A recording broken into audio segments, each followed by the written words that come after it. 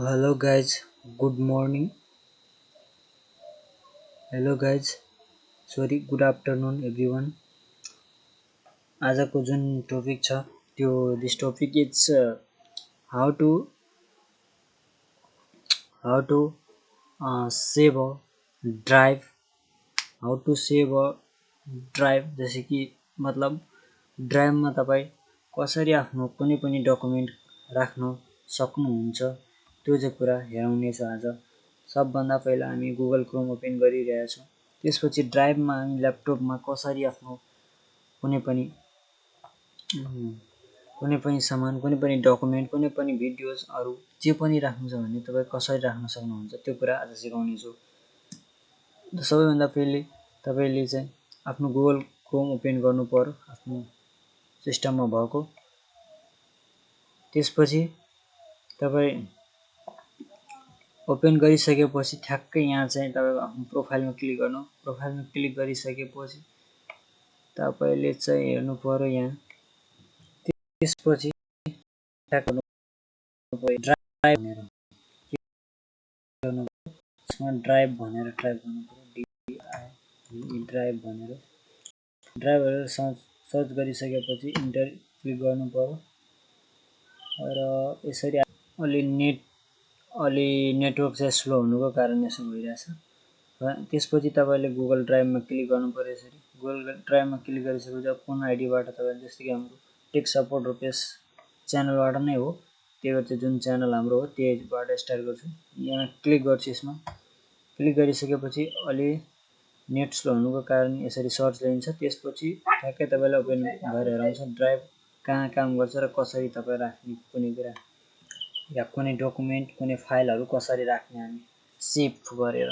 यो चाहिँ सेभ हुन्छ। यसमा जुनसुकै बेला तपाईँ डकुमेन्ट युज गर्न सक्नुहुन्छ। यो डकुमेन्टहरू जुनसुकै बेला प्रयोग गर्न सक्नुहुन्छ। जता भए पनि मोबाइलमा हुन्छ, तपाईँको ल्यापटपमा हुन्छ, तपाईँ युज गर्न सक्नुहुन्छ। यहाँ ड्राइभ भन्ने अप्सन छ, ड्राइभमा क्लिक गरिसकेपछि अब के छ तपाईँले, म पहिला पनि अलिअलि फाइलहरू राखेको छु।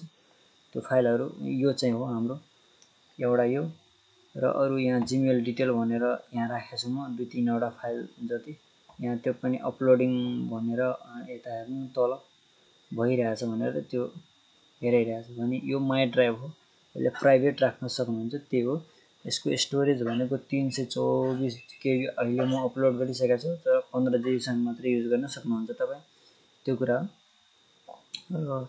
ठ्याक्कै अब चाहिँ तपाईँले अरू राख्नु छ भने, तपाईँले सपोज कि अपलोड गर्नु छ भने तपाईँ ठ्याक्कै यहाँ फाइल बनाएर आफू फाइल बनाएर के गर्नु पर्यो भने तपाईँ यसलाई प्रयोग गर्न सक्नुहुन्छ र या तपाईँले राख्न सक्नुहुन्छ भने कम्प्युटर भने फाइल पनि हुन्छ, कम्प्युटरमा पनि राख्न सक्नुहुन्छ तपाईँ।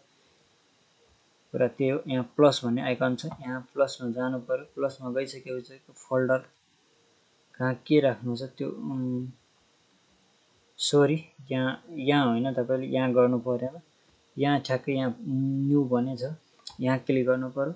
यहाँ क्लिक गरिसकेपछि तपाईँले फाइल अपलोडमा क्लिक गर्नु पर्यो या त न्यू फोल्डर बनाउनु पर्यो। जस्तै कि न्यू फोल्डर बनाउनु छ भने न्यू फोल्डरमा क्लिक गर्नु पर्यो र तपाईँले चाहिँ नयाँ फोल्डर, जस्तै कि हामी CON अफिस, जस्तै कि OFFIC अफिस फाइल भनेर या फाइल फोटो भनेर क्रिएट गर्नु पर्यो।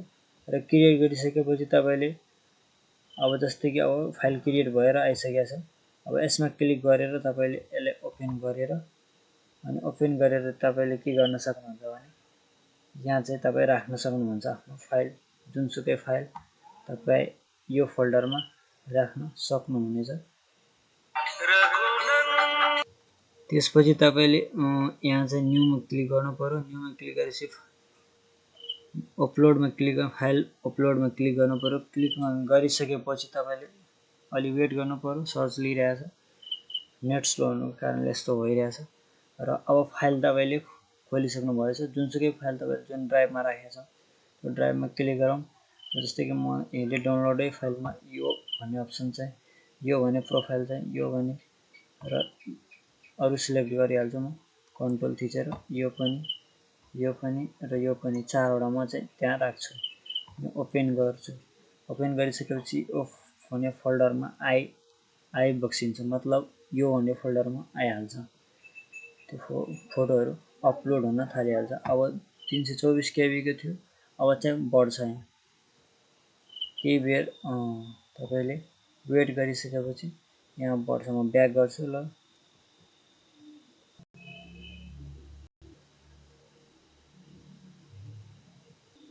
हेर्न सक्नुहुन्छ यहाँ तल आइसकेको छ। हेर्न सक्नुहुन्छ च्यानल फ्रन्ट प्यानल मोबाइल। त्यसपछि हेर्न सक्नुहुन्छ अपलोड भएर त्यसपछि यहाँ हेराइरहेको छ 738 MB को केबीको युज भयो यो भनेर भनिरहेछ। यसरी नै तपाईँहरू पनि अपलोड गर्न सक्नुहुन्छ र आफ्नो फोल्डर बनाएर राख्न सक्नुहुन्छ। त्यही कुरा हो। Thank you for watching. Please subscribe, like and comment please. This is my ID and this is second videos, and please support and thank you so much everyone. Bye bye.